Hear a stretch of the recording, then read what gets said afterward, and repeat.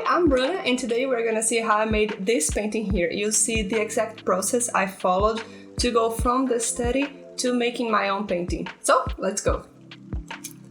So I had a photo reference and I really loved the lighting and shadow and all of the design that she has, the earrings, her clothing, everything is so beautiful. So that's why I chose this photo. And now I started with a structure similar to the Lumi's head.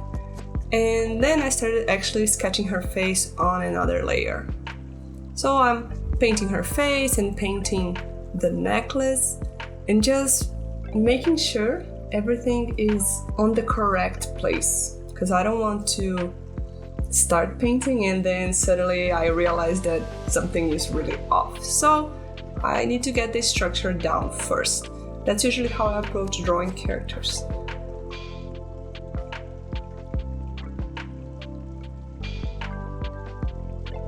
Honestly, I don't spend as much time in the drawing phase as I should, just because I hate drawing digitally. I love painting digitally, don't get me wrong. But the drawing part, I only like drawing on paper. So when it's digital, I always just do the bare minimum I can do. So now I'm adding the flat colors. If you look on the right side, you can see I have one layer called flats. And it's just the outline of the character and like the edges, making sure that I have her contained in the certain area. And then I have one layer for the hair and then one for the earring, which is above. And I'm gonna make a few different layers for each part. And then I will merge them all into just one flat color layer because I don't really need to keep many layers that I won't be using. So now you can see I painted the flat colors of the earring and then just duplicated and warped it into the perspective of the other side because there's no reason for me to have the same work 2 times if I can just have it once. I'm also using a lot of selections here. Oh, and I'm painting with the lasso fill. It's my favorite tool. It's this, you make a selection and it fills with color.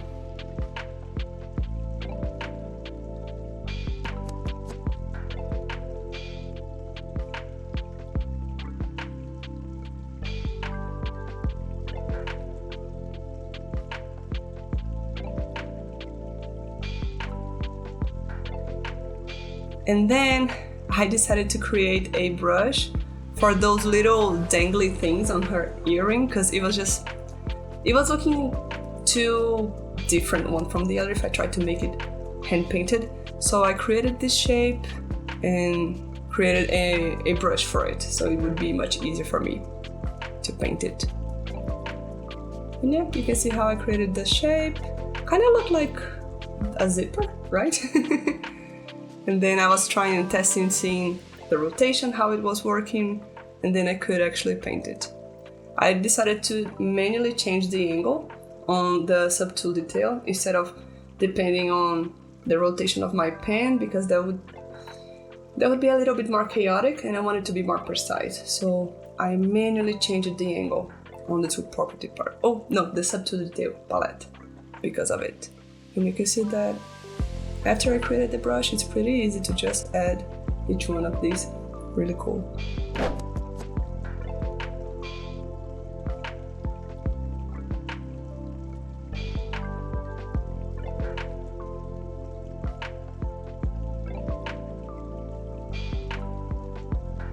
And then I modified a bead brush to create all those little coins that are part of her jewelry. Whenever you can, you should use these types of brushes because it makes your life much easier. Rather than having to paint each one individually and then fixing and then painting and fixing, just create a brush and it'll be much easier. Now I have all the flats in one layer and the jewelry is another layer because I know I will want to paint some parts of her differently. Below the jewelry, I just wanted to make sure that I wouldn't mess with the edges of the jewelry. And then I added a blush and then some shading. I used a multiply layer. I changed the color for each of the parts because the headdress or hat that thing that she has on her head and the white shirt, they're gonna be much more blue than her skin. So I wanna change each one accordingly. So I have one multiply layer, but multiple colors on it. And then I use a layer mask to really fine-tune the placement of each shadow and light.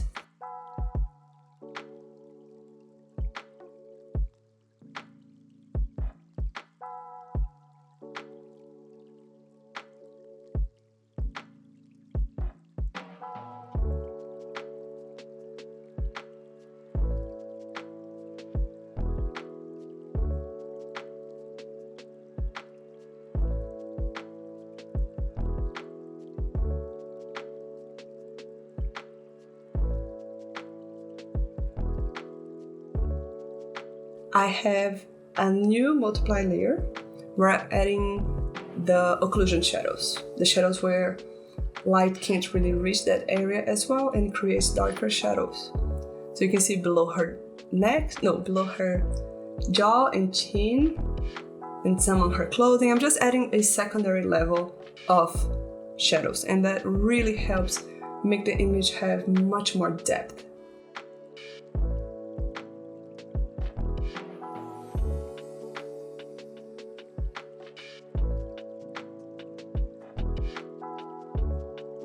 Then with an airbrush, I'm making some areas darker and others lighter, just to help with that perception of depth. And I created an add glow layer to add glow. Because her jewelry really shines a lot. It gets a lot of sunlight and it's really bright. So I wanted to have this high contrast between the shadow and the light area on the jewelry. This is one of the characteristics of metal. When you paint metal, it has really strong contrast between the light and the shadow. So that's what I was looking for here.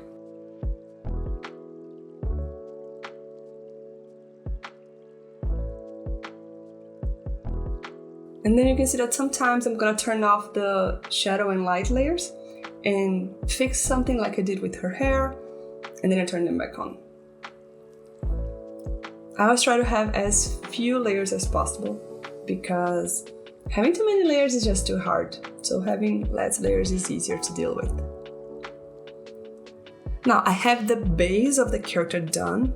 I wanted to just add those shapes on the background so it's not a 100% flat color background. Just made some random shapes and then blurred them. And you can see that it reads pretty well, even though it was just some random shapes. No one needs to know. Now I'm actually gonna start rendering her and making her realistic. So you can see that I merged all the layers into just one, and then I'm painting and blending and really starting to make it look more realistic. You can see that I'm adding some ambient light to her now, which is the blue light from the sky that appears on the shadow when you're outside. Anyway, so we're adding some of those to her cheek and her nose, and yep, some place that would get the blue light. And I love, love, love adding ambient light because it just really connects the character to the ambient. Like the name suggests, ambient light.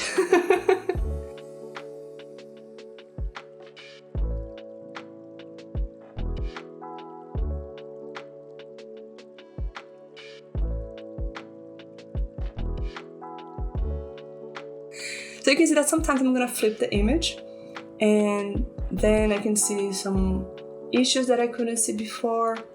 And yeah, it really helps flipping.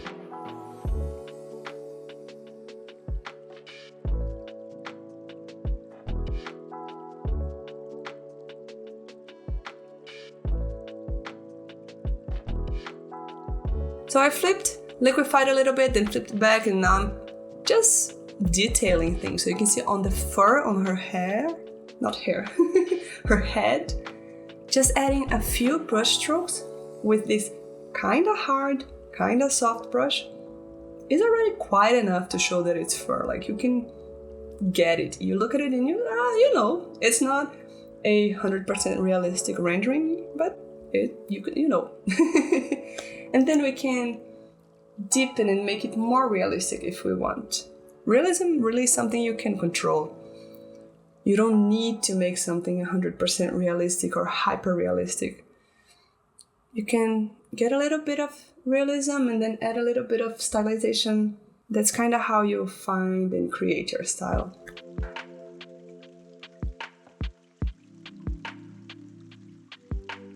Now you can see on the right side how I have a few different versions of the layer with the character. That's because, as you know, I already mentioned, I'm painting it all in one layer.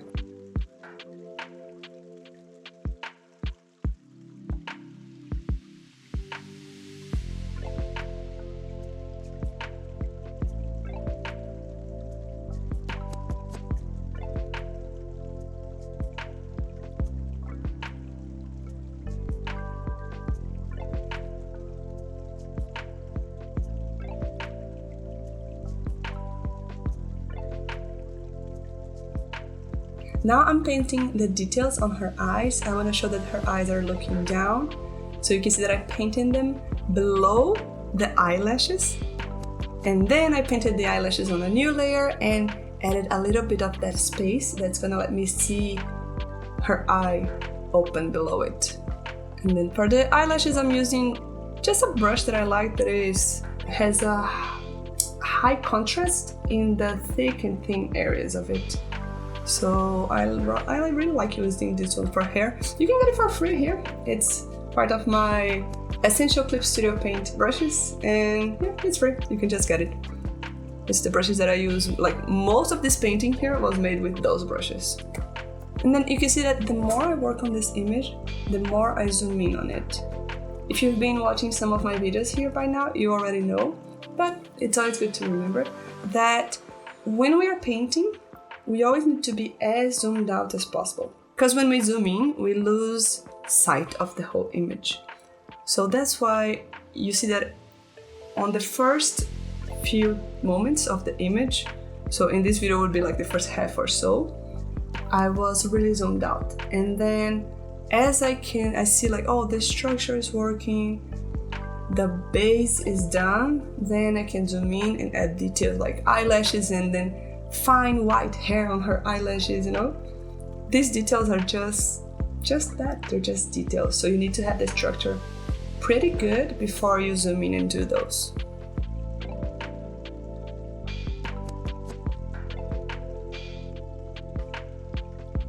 Now on her lip, you can see that on her mouth area actually, not just the lip, but the corner of the lip as well, we have some reflected light, and that really like makes the painting come to life.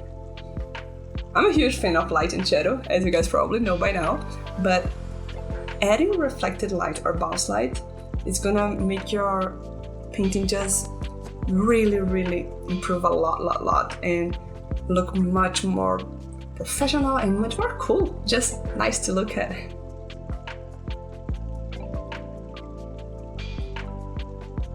Now for the jewelry, you can see that it's pretty messy.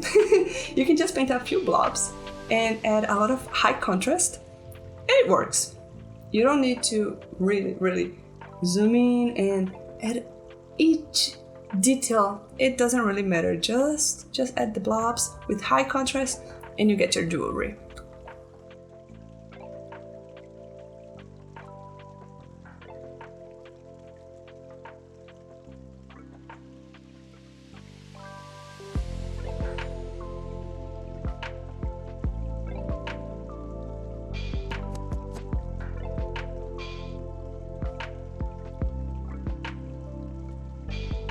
Now I'm fine-tuning the fur, and I'm using the same brush that I like to use for hair, and now I'm just using it for the fur.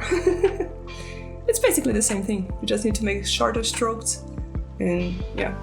You can see how now it's adding a lot more realism to it, but it still doesn't look... It's not like you can look at this and think it's a photo, but it's realistic in a way that it seems believable.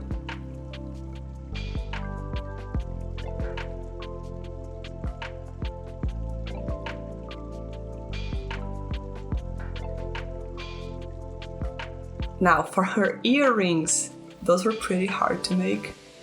I struggled quite a lot. So before, as you saw, I had used the multiply and the add glow, and then Then I'm gonna change a little bit more. Now I created a selection layer for it. With this selection layer, it's much easier for me to just make sure I'm not gonna go overboard and go past the edges of the jewelry.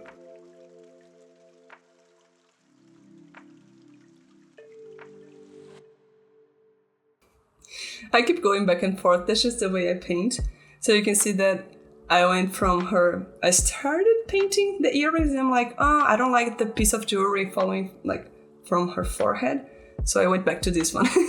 And I'm just using a hard brush with pen pressure sensitivity that changes size and making those strokes. And then I can get back to the earrings, and I added a lot more blue to it now because the areas that are in shadow, they get a lot of ambient light. So that's why I made them much more gray and blue. And I think it looks much better this way than with the color that I had used before. And again, you can see that I zoomed out again because I really want to see how the earrings look on the piece as like in general, overall. I don't want it to lose track adding some tiny details to it. So you can see that I'm really zoomed out and then adding the texture just with blobs. And then I do add some warm tones to the shadows, just because that's what I see in the photo. So it's not like because there is ambient light, we are only gonna see blue. There are some areas that are not gonna be hit by ambient light, and so these areas will get the original warmer tone of the object, like we see here. And you can see how just making a few brush strokes on her earring and the necklace, it works really well.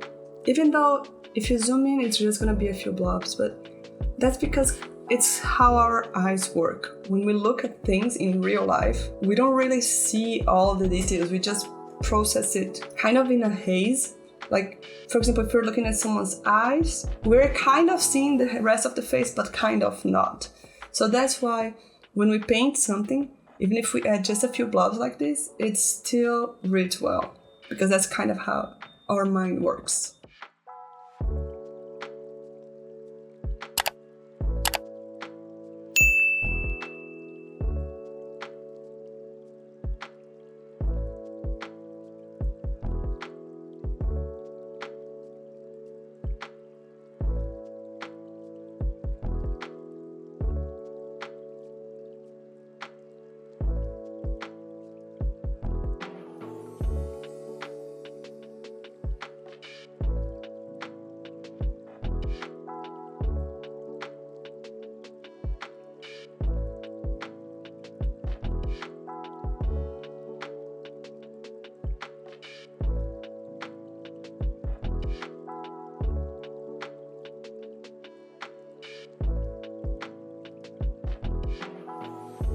Now for her, this white cloth on her shoulder, I really had fun with it because you can see that it has some really warm and some really cool tones. So it has really strong blues and strong yellows. And I just loved it. And also adding the golden markings to it, I really liked it. Yeah, it was a really beautiful piece of fabric.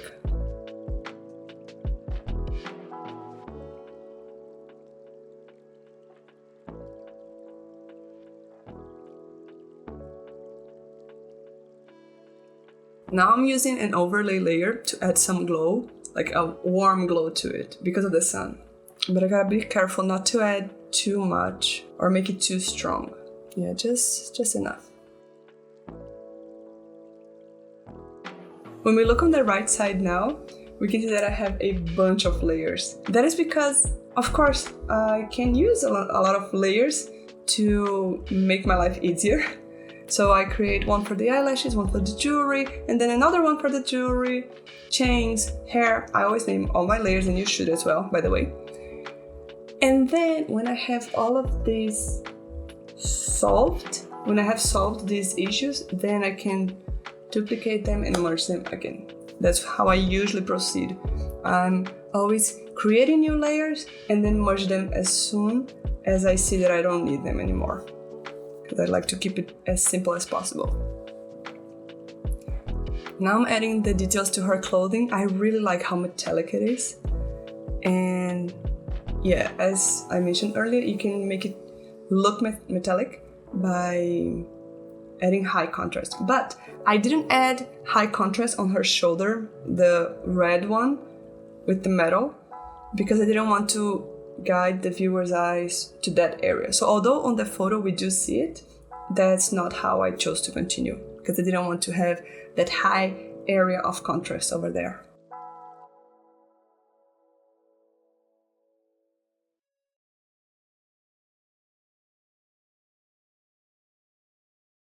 Oh, look, I have a layer named colors now. And it's just because I like adding smidges of random colors, not really random, but unexpected colors to the painting. So you can see that, I don't know, I go on her nostril and add some red, and then I go on her fabric and make the blue more blue, and then I'm just adding more color or enhancing the color that I already have. Because I really like colorful stuff, so yeah. And then with a textured brush, I'm adding some fine hair strands, some details. This image is really coming close to an end now, and you can see that now it's the time for the actual details.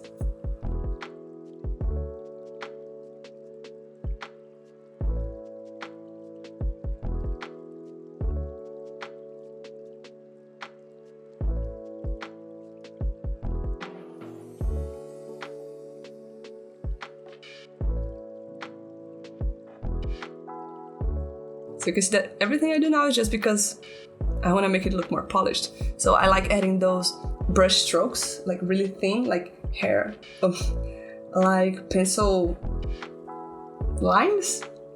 And I'm adding them between light and shadow because I love this sort of texture. And then that's basically something I only do at the end of the image. So like the image is pretty much done. All right, now it's time to go in, create a new layer, and just add those pencil scratches that I love. And you can see that I do it all over the image. Because of course I don't want to add it only to, say, her face, and then it looks disconnected from the rest of the image. Everything has the same style, even if I do add more details on her face than any other area.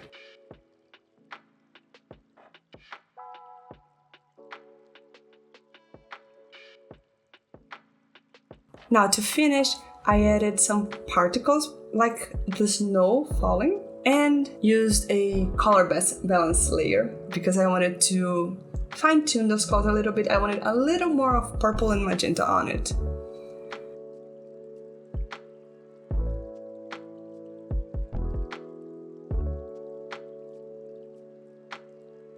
And that's how I made this painting. If you like this video, check out the next video here, and I'll see you there. Bye bye!